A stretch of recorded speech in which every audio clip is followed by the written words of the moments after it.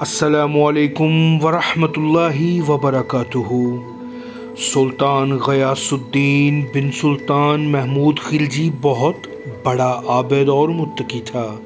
اس نے شاہی حرم میں قرآن مجید کی حافظہ کنیزوں کو یہ حکم دے رکھا تھا کہ ہر کنیز روزانہ قرآن مجید ختم کر کے بادشاہ کی پوشاک پر دم کرے۔ اس کے بعد بادشاہ پوشاک زیب تن کرتا۔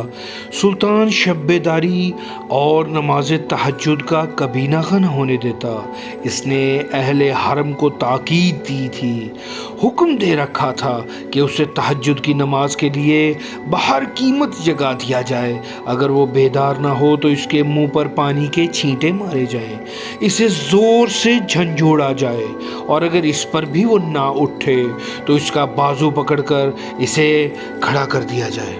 ایک بادشاہی طبیب نے سلطان کے لیے معجون تیار کی۔ طبیب نے اس کی تیاری پر 1,00,000 روپیہ خرچ کیا تھا۔ سلطان نے طبیب کو حکم دیا کہ اس میں شامل اجزاء کی تفصیل بتائی جائے۔ طبیب نے شامل اجزاء کے نام لینے شروع کر دیے۔ جب سلطان نے طبیب سے ایک نشاور چیز کا نام سنا تو کہا، یہ معجون میں استعمال نہیں کر سکتا، معجون کو آگ میں ڈال کر ضائع کر دیا جائے۔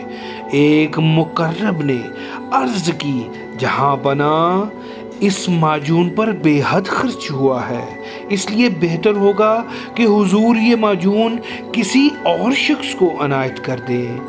سلطان نے جواب دیا، جو چیز میں اپنے لیے ناجائز سمجھتا ہوں کسی دوسرے کے لیے کیوں کر جائز سمجھ سکتا ہوں۔ آئیں اپنی اصلاح کریں۔